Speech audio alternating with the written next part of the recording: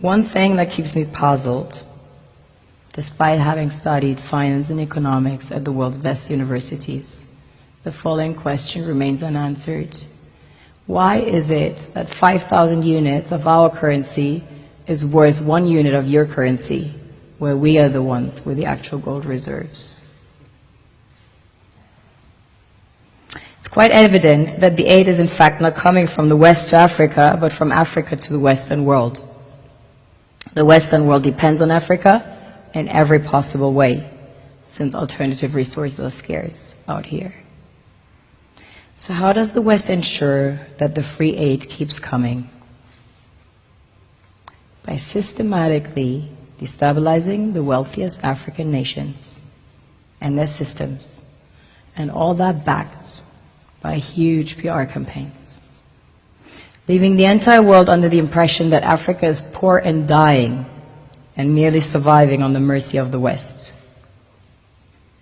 Well done, Oxfam, UNICEF, Red Cross, Life Aid, and all the other organizations that continuously run multi-million-dollar advertisement campaigns depicting charity porn to sustain that image of Africa globally. Ad campaigns paid for by innocent people under the impression to help with their donations. While one hand gives under the flashing lights of cameras, the other takes in the shadows.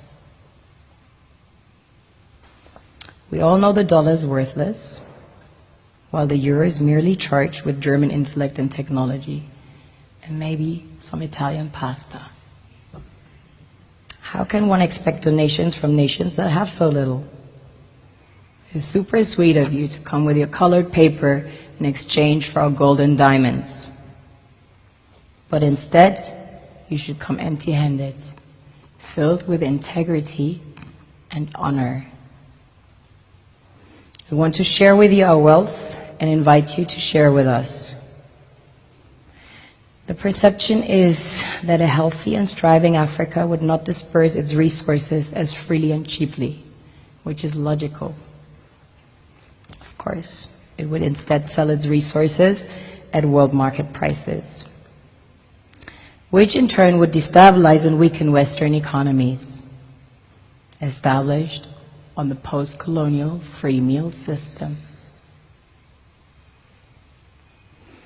Last year, the IMF reports that 6 out of 10 of the world's fastest growing economies are in Africa, measured by their GDP growth. The French Treasury, for example, is receiving about $500 billion year in, year out, in foreign exchange reserves from African countries based on colonial debt they forced them to pay. Former French President Jacques Chirac stated in an interview recently that we have to be honest and acknowledge that a big part of the money in our banks comes precisely from the exploitation of the African continent. In 2008, he stated that without Africa, France will slide down in the rank of a third world power. This is what happens in the human world, the world we have created. Have you ever wondered how things work in nature? One would assume that in evolution the fittest survives. However, in nature, any species that is overhunting, overexploiting the resources they depend on as nourishment, natural selection would sooner or later take the predator out, because it offsets the balance.